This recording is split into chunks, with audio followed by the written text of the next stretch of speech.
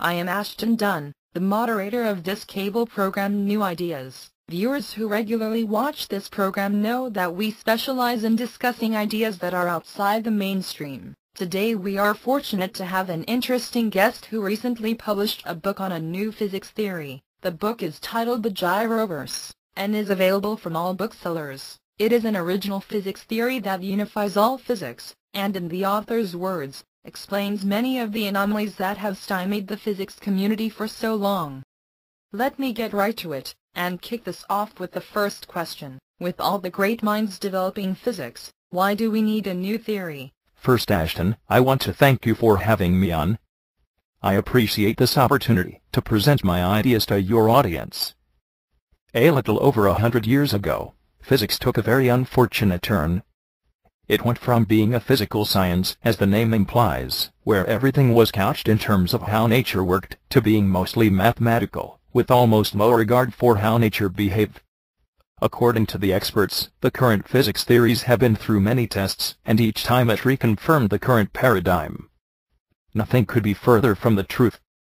Inconsistencies are ignored until some outrageous sub-theory is devised that allegedly explains it, allowing the pretext to continue. It's often stated that God is a mathematician, and the universe begins to look more and more like a great thought instead of a great machine. In the same vein, I would submit that God is an engineer, and the universe looks more and more like a great machine, and the mathematics is incidental. The Gyroverse primarily describes that machine, and how physics actually works. Physics fascinates me, but much of my formal training was in math. I found your book interesting, in spite of being extremely non-orthodox. Can you elaborate your points for the audience and me? Up until turn of the 19th century, or thereabouts, many scientists felt that the advancement in physics was ending, except for some loose ends that had to be dealt with. One of these so-called loose ends was the fact that light traveled the same speed in every direction. If the observer ran from the light, it would speed up by velocity of the runner. If the observer ran towards the light, it would slow down.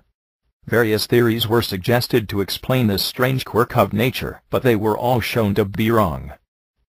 Oh, that does seem real weird. Then Einstein came along, and he hypothesized that light must always travel exactly at the speed c, no matter who does the measuring, and in addition, nothing can travel faster than light. He didn't give a reason, but just affirmed that was the way nature behaved. Then he proceeded to mathematically deduce all the consequences of this behavior. This theory is called special relativity. If I remember, he finished this work in 1905. I recently read a new book about him. You're correct. Einstein realized that his theory only handled constant motion, but did not handle acceleration adequately. He devised an extension to the theory that included acceleration. However, while it is much more general, it's also much more math-intensive. Oh, is that general relativity? Correct. Nevertheless, the story doesn't end there. An American astronomer by the name of Hubble, while measuring the cosmos, determined that the universe was expanding. Furthermore, celestial bodies were moving away from each other proportional to their distance apart. Something twice as far from Earth would move away twice as fast. However, special relativity expected it would be moving much slower. Consequently, expansion theory, a new type of motion, was proposed, where nothing is actually moving. This notion presumes that new empty space is being created between celestial bodies, creating the illusion of traditional motion. This type of motion can't be directly verified, because it only happens in space beyond our own cluster of galaxies.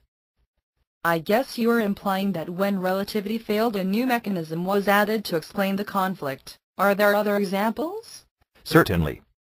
But before I continue the discussion of relativity further, I want to digress and talk about quantum mechanics, the world of the small objects, specifically atomic particles, which evolved in parallel with relativity. This theory included all the atomic particles, and three of the four known forces, the electromagnetic, the weak, and the strong, that collectively led to something known as the Standard Model. It's been very successful, and is sometimes regarded as the theory of almost everything. Almost everything, because conspicuously missing from this mix is gravity. How compatible with each other were these two theories?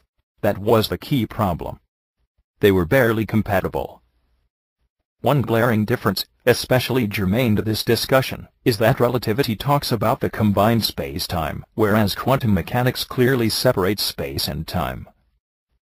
Isn't it also true that relativity is predictive and quantum mechanics is probabilistic? Yes, that's correct, and the Gyroverse explains it much better, but it's not as germane to the points I will be making. Continuing.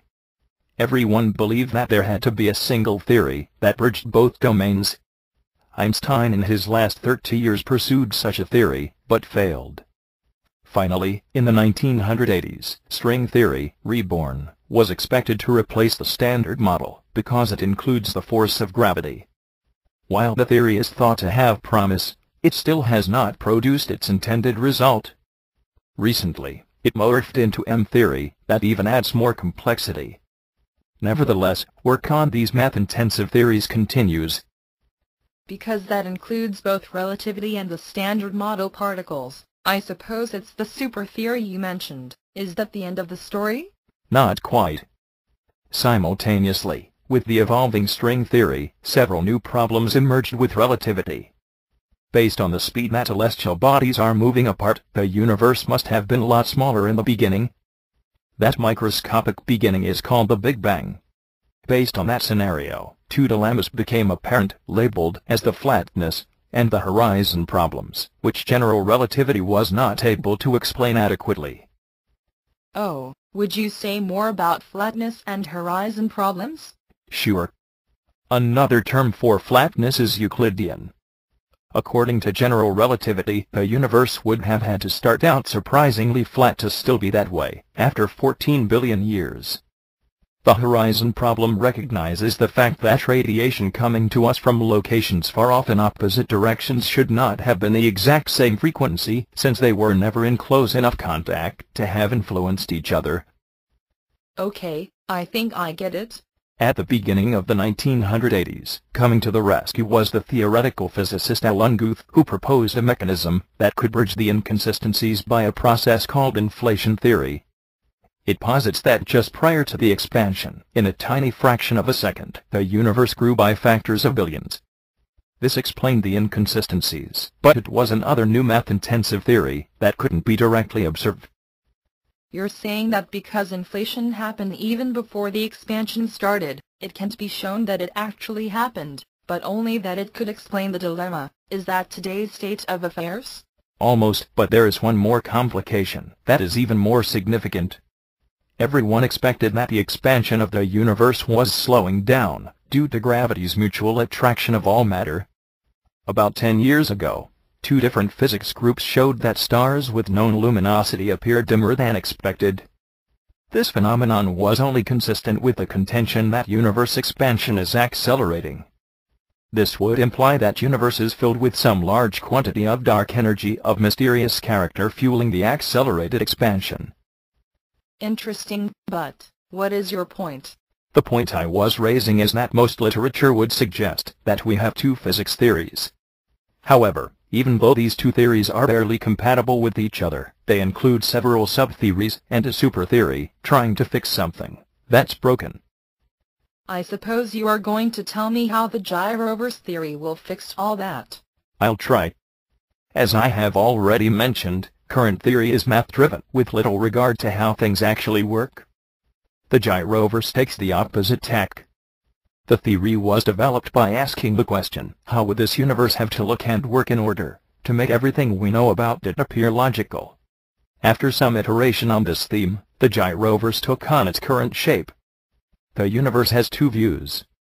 The outside view, its actual form, and the inside view, the universe, as we experience it. In the inside view, the universe is on the surface of a four-dimensional sphere, expanding at the speed of light.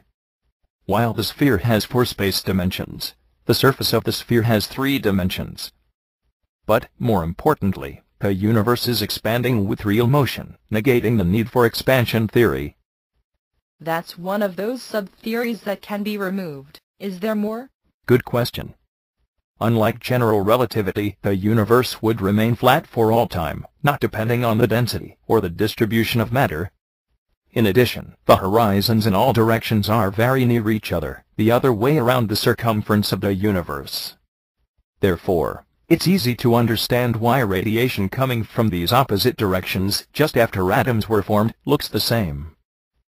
So what you're saying is instead of the horizon on extreme opposite directions being far from each other, they are actually very close to each other, the other way around the universe. Exactly. So the motivation for hypothesizing or needing inflation theory is removed. That eliminates a second sub-theory. I see where you're going. Anything else? Yes.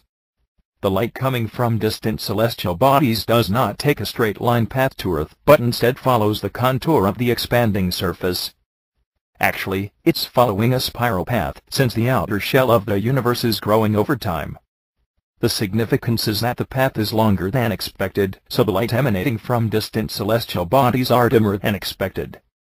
So, the extra dimness is not due to the expansion of the universe speeding up, but just due to the fact that the light's path to our eyes is on a curved line. I think that dispenses with all of the sub-theories of relativity, but what about quantum mechanics? I was getting there. Thus far, all the evidence used was derived from the inside view of the universe. Many effects can only be exposed by examining the outside view. In this view, the universe is small but composed in 12 space dimensions. However, several consequences have bearing on this discussion. In this theory, the same force particle, functioning differently, gives rise to the strong force, the gravitational force, and the mass of the matter particles. Also in this theory, there is a sharp distinction between space and time, just like in quantum mechanics. Since the major motivation for string theory was to understand mass, and how gravity fits in with the other forces, it's not necessary, because the Gyroverse already explains that. Oh, what about the standard model? Because the standard model already contains the force particle that causes gravity and the particle that give matter its mass, it might be more complete than it is thought to be. Undoubtedly, changes will be required to address the different perspective of the workings of the universe, but I haven't done anything about it. Perhaps some enterprising physicist will take up the challenge. That would be great.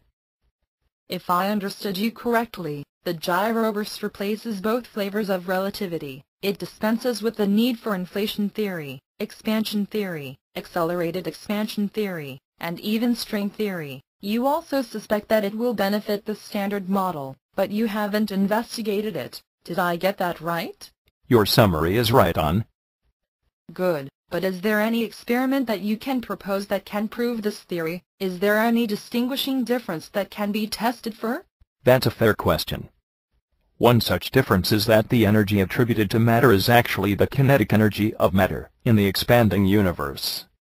While I can't outline an experiment to test this hypothesis, there is compelling circumstantial evidence. The fact that the mass of matter's energy is the same as the mass of inertia should be suspect. Even the form of the energy equation suggests an inertial connection. While I can give several other examples, I would bet the farm on just this one.